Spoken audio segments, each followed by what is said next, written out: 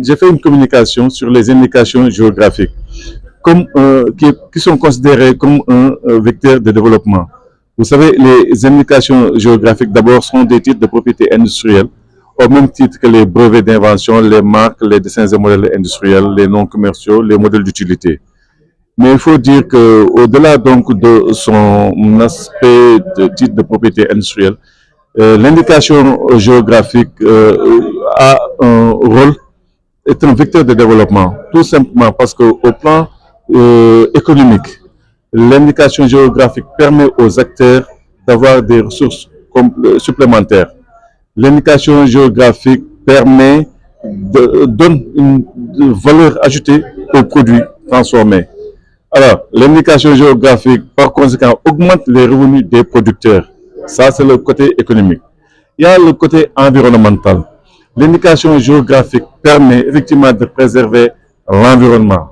Parce qu'avec l'indication géographique, il y a des techniques qu'il faut adopter, en tout cas, et qu'il faut respecter, qui sont dans le cahier de charge, qui sont prescrites dans le cahier de charge, que les acteurs doivent respecter. Et si ces acteurs respectent ces prescriptions-là, qui sont dans le cahier de charge, effectivement, ils vont contribuer à la préservation de l'environnement. Je donne l'exemple, par exemple, de la coupe des bois et autres. Effectivement, par rapport aux indications géographiques, peut-être il y a une façon de faire de la cueillette, par exemple. Si je prends l'exemple du mode de Casamance, qui est la première indication géographique du Sénégal, effectivement, même pour cueillir en fait ce fruit-là, il faut une certaine méthode de cueillette qui est presque dans le cahier de charge. Et ce respect-là des caractéristiques des cahiers de charge permet la préservation donc, de l'environnement. Il y a aussi le côté touristique. L'indication géographique constitue un outil d'attractivité d'une zone. Effectivement, si on entend parler d'un fruit qui a une certaine notoriété, ça permet aux touristes de venir découvrir la ville. C'est le cas de pas mal d'indications géographiques dans le monde. Et actuellement, le MAD de Casamance est en train de faire son petit bonhomme de chemin parce qu'il a été protégé en juin 2024. Et après la protection, on a vu quand même les activités de commercialisation et de promotion de l'IGMAD qui sont en train d'être faites et qui concourent effectivement à attirer les touristes pour venir découvrir les villes qui renferment en tout cas l'indication géographique de Casamance. L'indication géographique, comme je l'ai dit tout à l'heure, dans ma présentation, j'ai dit que en fait, le Sénégal fait partie de l'espace OAPI. Parce qu'en matière de système de propriété industrielle, il y a des pays qui ont leur propre office de propriété intellectuelle. Le Sénégal a délégué une partie de sa souveraineté en matière de propriété intellectuelle à l'Organisation africaine de la propriété intellectuelle qui regroupe 17 États. Donc, par rapport à cela, effectivement, il y a des pays qui ont commencé effectivement à identifier des produits qui leur sont propres et qui sont protégés sous indication géographique. On est au stade de balbutiement par rapport aux indications géographiques dans l'espace OAPI. Parce qu'au moment où je vous parle, il y a 14 indications géographiques qui sont protégées dans l'espace OAPI, par les États membres aussi de l'espace OAPI. Le Sénégal a protégé une indication géographique à travers le MAD de Casamance. La Côte d'Ivoire, c'est 3 produits. Le Cameroun, c'est 2 produits et un produit qui est en train d'être suivi, en tout cas pour sa protection. La Guinée donc a un produit et un autre qui est en train aussi d'être suivi. Le Bénin en a 2 ou 3. Donc on est au stade de balbutiement. Il y a des pays qui sont membres de l'OAPI qui n'ont pas encore d'indication géographique. C'est pour dire que c'est vraiment le début.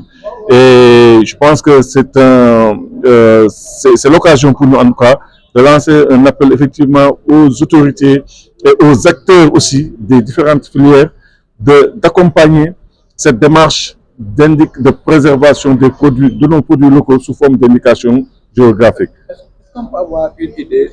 Je l'ai montré tout à l'heure dans ma présentation. Parce que, par exemple, si je prends l'exemple de l'IGMAD de Casamance, effectivement, au début, avant l'indication géographique, les acteurs s'étaient regroupés sous forme de GIE dans les régions Ziguinchor, Sédhiou, Kolda.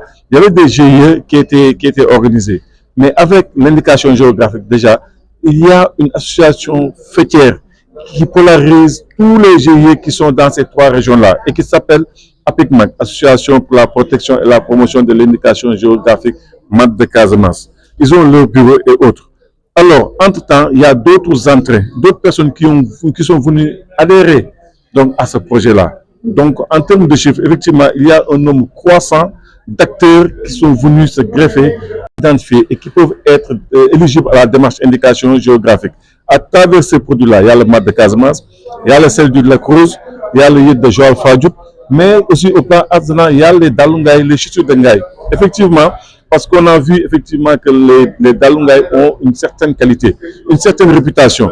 Quand on dit Ngaï, tout le monde pense aux chaussures de Ngaï, du fait de leur qualité et autres. Alors là, on se dit qu'on va labelliser cela. Parce que aussi, des constats ont été faits comme quoi qu'il y a des gens qui vendent des chaussures disant que c'est des dalungay alors qu'ils ne sont même pas passés par Ngaï pour avoir des chaussures.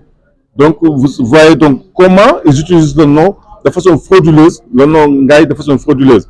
Maintenant, pour permettre aux acteurs, aux producteurs des chaussures de Ngaï de tirer profit de leur travail, donc de jouir des fruits de leur travail, il va falloir qu'ils protègent leur nom d'Al-Ngaï sous forme soit d'indication géographique ou de marque collective. Parce que c'est pratiquement la même chose, sauf que les marques collectives, la démarche aux marques collectives est plus souple que celle des indications géographiques. Et là, actuellement, en décembre, on a été à Ngaï, effectivement, pour les sensibiliser par rapport à cela, à leur labellisation. Et tout prochainement, Inch'Allah, on compte y retourner pour pouvoir quand même les sensibiliser davantage, les organiser autour d'une association, grande association fêtière, afin de procéder maintenant à la caractérisation du produit et ensuite à la validation du règlement d'usage qui est le cahier de charge et après donc à la transmission de la demande à l'OAPI.